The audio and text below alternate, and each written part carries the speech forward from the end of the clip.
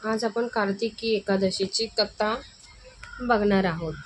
धर्मराज युधिष्ठिर म्हणू लागले की देवा, कार्तिक शुक्ल पक्षातील एकादशीबद्दल सांगा. या एकादशीचे नाव काय आहे व तिचे व्रत पाळण्याची पद्धत काय आहे?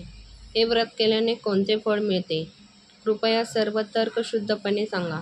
तेव्हा भगवान श्रीकृष्ण म्हणाले, कार्तिक महिन्याच्या शुक्ल पक्षातील तुळशी विवाहाच्या दिवशी येणाऱ्या या एकादशीला विष्णू प्रबोधिनी एकादशी, देव प्रबोधिनी एकादशी, देव उठणी एकादशी, देवउठणी एकादशी, कार्तिक शुक्ल एकादशी आणि कार्तिक शुक्ल प्रबोधिनी एकादशी असे म्हणतात.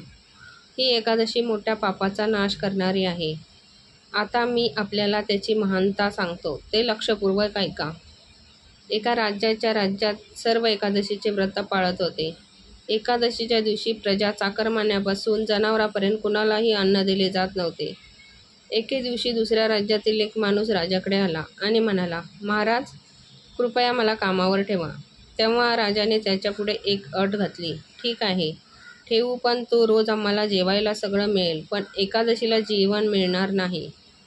त्या माणसाने त्यावेळी होकार दिला. पण एकादशीच्या दिवशी त्याला फलाहार दिल्यावर तो राजा समोर जाऊन विनवणी करू लागला की महाराज, याने माझे पोट भरणार नाही. मी उपाशी मरेन, मला अन्न द्या. राजाने त्याची परिस्थितीची आठवण करून दिली, परंतु तो अन्न सोडण्यास तयार नव्हता. नंतर राजाने त्याला पीठ, डाळ, तांदूळ इत्यादी दिले. नेहमीप्रमाणे तो नदीवर पोहोचला. आंघोळ करून अन्न शिजवू लागला. जेवण झाल्यावर तो देवाला हाक मारू लागला की, ए देवा, अन्न तयार आहे.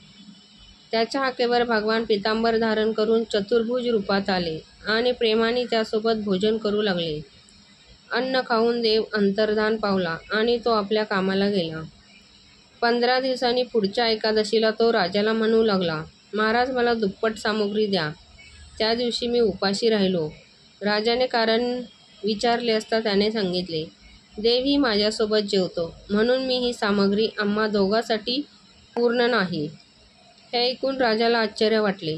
राजा म्हणाला की देव तुझ्यासोबत खातो यावर माझा विश्वास बसत नाही. मी खूप व्रत पाळतो आणि पूजा करतो, पण मला देव कधीच दिसला नाही. राजाचे म्हणणे ऐकून तो म्हणाला, महाराज, विश्वास बसत नसेल तर या आणि बघा. राजा एका झाडामागे लपून बसला. त्या व्यक्तीने जेवण तयार केले. देवाला हाक मारली, पण देव आला नाही. शेवटी तो म्हणाला, अरे देवा, तू आला नाहीस तर नदीत उडी मारून जीव देईन.